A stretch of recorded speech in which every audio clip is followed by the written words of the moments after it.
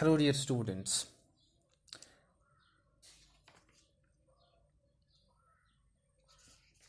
Footprints Without Feet, part third of our series of lessons on the story. And in the last lesson, we had seen that Griffin, the lawless scientist, managed to enter a shopping mall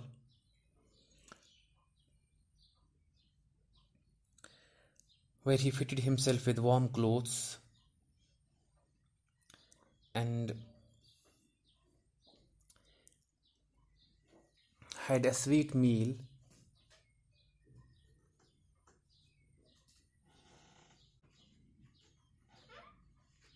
But in the morning, he didn't wake up until the assistants arrived to open the mall.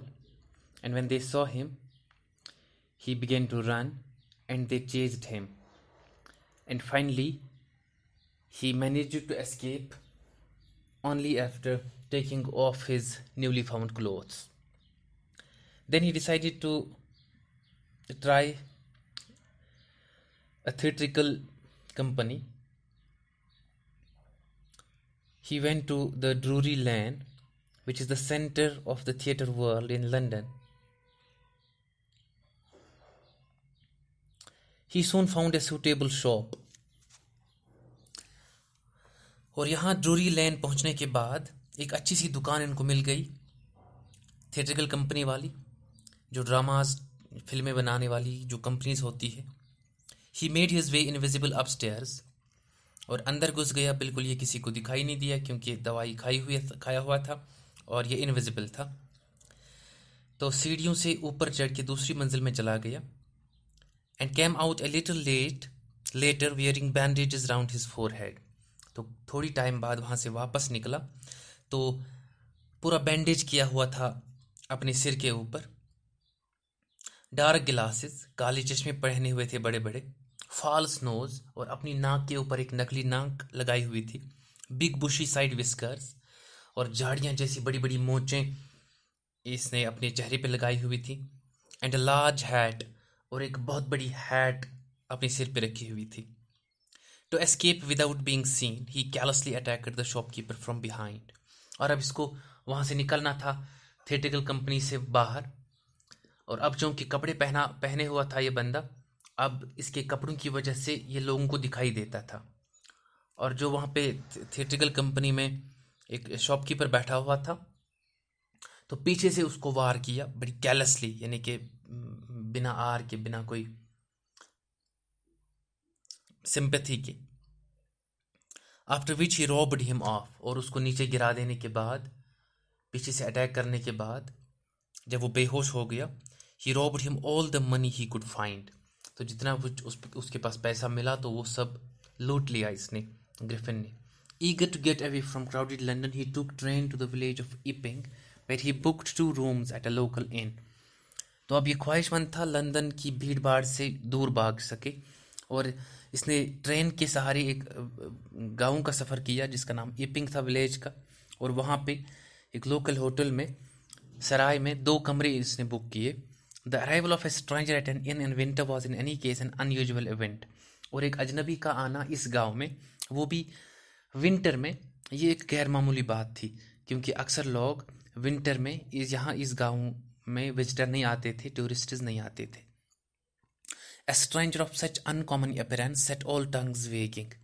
और वो भी इस तरह का बंदा जो Griffin था, bandage किया हुआ था फोरहेड पे, और बड़ी गॉगल लगी हुई थी, और बड़ी बड़ी मोचें लगी हुई थी, और अपनी नाक पे एक नकली नाक ओढ़ी हुई थी. और ये सारी चीज़ें जो हैं कोई खौफनाक इंसान बना देती थी इस मिस्टर ग्रिफिन को. तो ये जो अनकॉमन अपीयरेंस था, ये जो इसका हुलिया था, जो कि बहुत भयानक था, इस वजह से सारे लोग जो हैं इसके बारे में बातें करने लगे. Mrs Hall the landlord's wife made every effort to be friendly. और जिस होटल में ये रुका हुआ था, वो मिस्टर हॉल उसका मालिक था. उसकी बीवी जो मिसिस हॉल थी, उसने काफ़ी कोशिश की इस ग्रिफिन के साथ दोस्ताना ताल्लुकात कायम करने की. But Griffin had no desire to talk. लेकिन ग्रिफिन ने कोई ख्वाहिश जो है वो नहीं दिखाई बात करने के लिए. And told her my reason for coming to Iping is a desire for solitude. और उसने इसको कहा, मिसिस हॉल को, कि मेरा जो मकसद है यहाँ इस गांव में आने का वो ये है कि मैं अकेला बैठ सकूं, solitude. I do not wish to be disturb in my work. मैं नहीं चाहता कि कोई मुझे मेरे काम में डिस्टर्ब करे। Besides an accident has affected my face. और उसने कहा कि एक एक्सीडेंट में मेरा चेहरा बिगड़ गया है, इसलिए मैंने ये बड़ी बड़ी मोचें और ये बड़ी गॉगल और ये बैंडेज वाला सारा लगा हुआ है। Satisfied that her guest was an eccentric scientist, and in view of the fact that he had paid her in advance, Mrs. Hall was prepared to excuse his strange habits and irritable temper. Mrs. Hall satisfy हो गई कि ये जो eccentric scientist हैं इसका बर्ताव बड़ा अजीब है, लेकिन मैं इसको फिर भी माफ़ कर देती हूँ क्योंकि इसने मुझे एडवांस में पे किया है। मुझे क्या फ़र्क पड़ता है कि ये मेरे साथ बात करे ना करे, मुझे पैसों से काम है, वो मुझे ऑलरेडी मिल गया है। But the stolen money did not last long. लेकिन वो जो चोरी किया हुआ पैसा था वो ज़्यादा देर टिक नहीं पाया। And presently Griffin had to admit that he had no more ready cash. और अब प्रेजेंटली क्या हुआ, ग्रिफिन को ये एडमिट करना पड़ा कि मेरे पास पैसा नहीं है। He pretended however that he was expecting a cheque to arrive at any moment. लेकिन इसने जो है ढोंग रचाया इस बात का कि एक चेक मुझे कभी भी आने वाला है, 1-2 दिन या 3 दिन के अंदर चेक मुझे आएगा। जैसे ही चेक मुझे मिलता है तो मैं आपको पैसे दे देता हूँ। शॉर्टली आफ्टरवर्ड्स ए क्यूरियस एपिसोड ऑकर्ड। उसके थोड़े बाद एक अजीब व गरीब वहाँ पे वाक़या हो गया इस मोहल्ले में। Very early in the morning a clergyman and his wife were awakened by noises in the study. Clergyman आलिम को कहते हैं, ईसाइयों का पादरी होता है। एक पादरी और उसकी बीवी सुबह सवेरे सहरी के टाइम में ही जाग गए। उनके मकान में कोई जो स्टडी रूम था, रीडिंग रूम था, वहाँ पे कोई शोर की वजह से वो जाग गए। Creeping down stairs, Aahista Aahista वो लोग नीचे आ गए। ऊपर वाली मंजिल में सोए हुए थे, नीचे आ गए ये देखने के लिए कि शोर क्या है। They heard the chink of money being taken from the clergyman's desk. उन्होंने वो शोर सुना जो सिक्कों का शोर होता है जब आप सिक्कों के साथ छेड़ते हैं।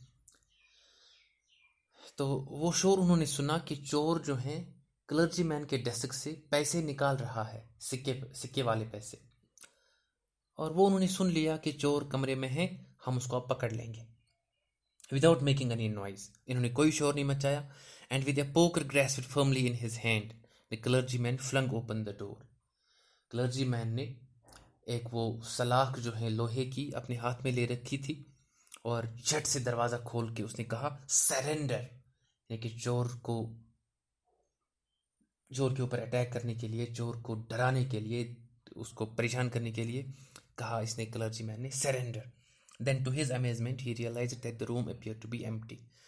काफ़ी ज़्यादा हैरत हो गई तब इसको, क्लर्जीमैन को, जब उसने देखा कि कमरा खाली है, कमरे में चोर नहीं है। He and his wife looked under the desk and behind the curtains.